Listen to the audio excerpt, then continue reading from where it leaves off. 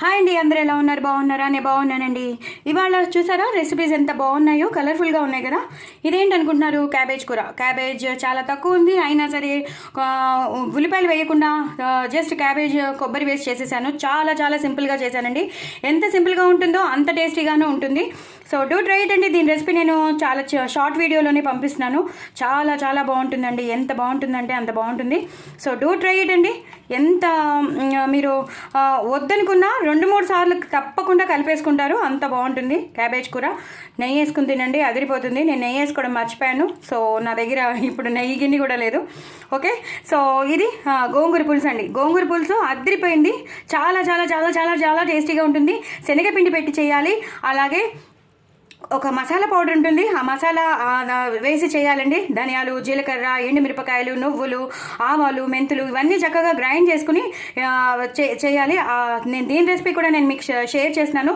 So long video అస్సలు skip కాకుండా చూడండి, మొత్తం A to Z చూడండి. సో దట్ మీకు ఏమేమి చేయాలో ఏమేమి వేయాలో తెలిసిపోతుంది. ఉల్లిపాయలు ఎక్కువ వేసుకోవాలి. గోంగూర కూడా నేను ఎలా వేసుకోవాలో చెప్పాను. స్టోర్ చేసిన గోంగూరైనా వేసుకోవచ్చు, లేదా అప్పటికప్పుడు తెచ్చిన గోంగూర పులుసైనా మీరు చేసేసుకోవచ్చు. చాలా చాలా పుల్లగా చాలా బాగుంటుంది. పిండి పెట్టి చేస్తాము, ఆ మసాలా పౌడర్ వేస్ట్ చేస్తాము, ఎక్కువ పచ్చిమిరపకాయలు వేస్తాము, వెల్లుల్లిపాయ పోపు వేస్తాము, అలాగే ఇంగు పోపు వేస్ట్ చేస్తాము. ఇది 2-3 రోజులు ఉంటుందండి. ఇంకా ఊరిపోతూ ఉంటుంది. నెక్స్ట్ డేకి అయితే ఇంకా చెప్పొద్దు, అలా ఊరితోనే ఉంటుంది. అంత టేస్టీగా ఉంటుంది. వేడివేడి అన్నంలో చక్కగా నెయ్యి వేసుకుని తినండి, చాలా చాలా టేస్టీగా ఉంటుంది.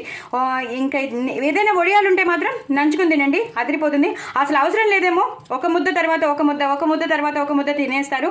అంత టేస్టీగా ఉంటుంది గోంగూర పులుసు. సో నేను ఎలా చేశాను చూడండి. మనం ఎప్పుడు తోటకూర పులుసు, పాలకూర పులుసు చేయడం తెలుసు కదా, అలాగే గోంగూర పులుసు కూడా ఎక్కువ ఉల్లిపాయలు వేసుకొని చక్కగా నేను చేసినట్టు మీరు చేసుకుంటూ అదిరిపోతుంది. ఎన్ని అప్రిసియేషన్స్ వస్తాయంటే అన్ని అప్రిసియేషన్స్ వస్తాయి మీకు.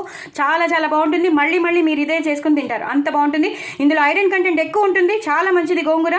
సో డూ ట్రై ఇట్ అండి. అలాగే క్యాబేజ్ కూడా ఎంత బాగుందంటే క్యాబేజ్ కూర అదిరిపోయింది. కొబ్బరి వేస్ట్ చేశానేమో, చాలా సింపుల్గా చేశాను. సో డూ ట్రై ఇట్ అండి. మొత్తం 2 రెసిపీస్ చాలా చాలా బాగున్నాయి. సో నా ఛానల్ మాత్రం సబ్స్క్రైబ్ చేసుకోండి, అసలు మర్చిపోద్దండి. బాయ్ అండి.